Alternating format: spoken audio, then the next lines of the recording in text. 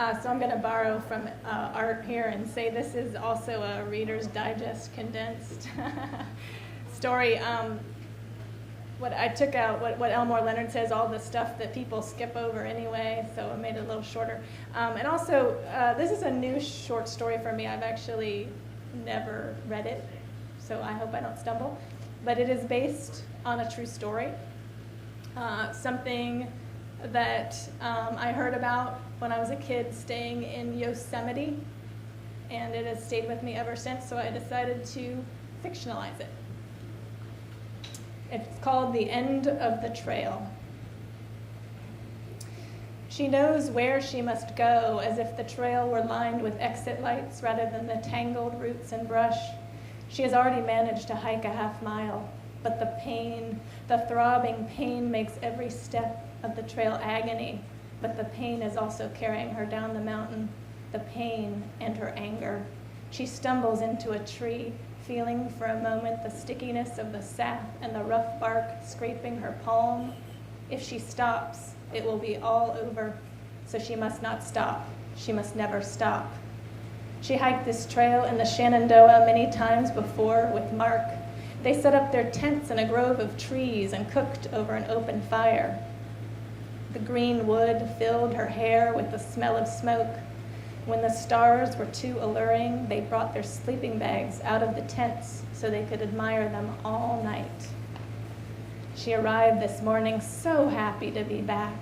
Here in the Blue Ridge Mountains, you felt like you were all alone in the universe. It didn't matter that Washington, D.C. was just 3 hours away, or that her job as a paralegal was annoying on the best of days. That morning, she'd called in sick and told no one where she was going. How foolish. Now no one will call the police and ask them to look for her. She will not hear helicopters. She must rescue herself. The scent of honeysuckle is everywhere, and a thick gray vine twists its way in a stranglehold around a tree. The smell reminds her of summers with nothing pressing to do but push the ground gently with her big toe to move a hammock back and forth. She read all the Narnia books one summer, but perhaps she should have been reading survival guides instead. Her mouth is dry. Her pack with the water bottle tucked neatly in the outside pocket was left behind. She could not have made it this far carrying her pack. She forces herself to think about other things, nicer things. Mark. He was different from anyone she'd ever met before. He had no job, just causes he believed in. He could identify all the plants and trees. She once saw a sparrow eat from his palm, and she felt something give inside her. Her life had become gray and colorless. She wanted some of that passion in her own life. Move to the woods, he had said. We have everything we could ever want here. The idea was romantic and tempting. She would see Mark all the time, not just on stolen weekends. But she had a nice apartment, decorated with furniture she'd picked out, a job with health insurance, and a 401k. She wasn't ready to give it all up to live in a tent. When she hesitated, she could see that she had disappointed him. She swallows hard. She refuses to cry. She must keep going until she reaches the end of the trail. She hears the roar of water like a tsunami approaching the mountain.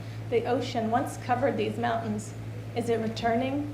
Her lungs constrict like they're waterlogged. She can't breathe. Is this what it feels like to drown? Then she stumbles again and is brought back to the present. The pain, the path, and the trees. The roaring is the blood in her ears. She is drowning in her own blood. A branch in the path is too much for her thick, stumbling feet. She reaches out her hands to catch her fall, but it is too late. She hits the ground on her belly with a thump. A jagged pain radiates through her back and is so intense she almost passes out. If she were to stay here, how long would it take, she wonders. Would it be an hour, or would it be more? Could she simply give in, give up, and rest? It would be so much easier to just keep her eyes shut. She could allow her body to join the earth, and it would all be over. But the throbbing pain is too much, and only one thing will make it stop. She tries to sit up, to stand, but her muscles have lost their strength. She is weak. She moves her elbow a few inches ahead and pulls, moving her body forward. Her leg scrapes over the stick, but she barely notices.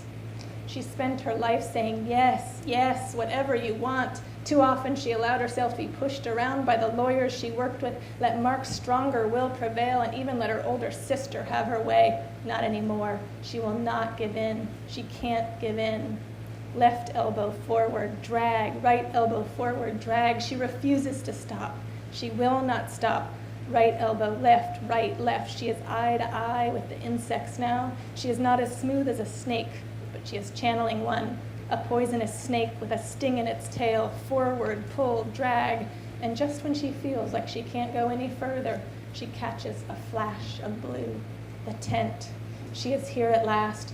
She can rest later when her job is done. Now she must become stronger even than the woman who managed to get all the way back down the mountain by herself, injured and alone. She must be swift and strong. Left elbow, right. She must find the strength to stand up and reveal herself, but she's not sure how she can get to her feet again. It's like she's at the bottom of a skyscraper and doesn't know how to scale it.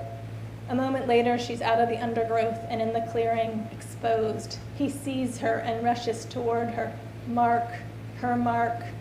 She fed off his energy, his love of the wilderness. He talked of conspiracies of the government and the pharmaceutical industry, and she admired his eloquence and passion. She was so happy with him. She had been blind to everything else. Jennifer! Mark's voice sounds worried as he comes toward her. Does he see the sweat and dirt and blood all over her? She has crawled miles on her belly to get here. Come closer, she whispers through dried, cracked lips. His strong arms touch her shoulder, and he lifts her gently up from her stomach and turns her over. His face looms in front. She sees his soft brown eyes, the little bump on his nose from where he broke it. He cradles her gently in his arms, but the pain is so intense that she feels her eyes begin to roll back. Not yet, she tells herself. Not yet. She takes a deep breath, like she is about to leap off a cliff into deep, cold water. All her bravery and energy focused, she reaches back with her swollen hand and yanks out the knife Mark thrust just below her left shoulder blade a few hours ago. Without hesitating, she stabs him with the same knife, exactly where his heart should be. She keeps her eyes open to watch as he gasps in surprise and pain. He is the one who is shocked and betrayed now. He falls forward and across her, knocking the breath out of her. They are chest to chest, and she can feel his heart slowly stop beating. The next person to walk into the clearing will think they have come across a loving couple locked in an embrace until they see the blood. The sun shines through the canopy of trees. A bird calls from somewhere nearby. She smiles and allows her head to drop down upon the earth. Now she can rest.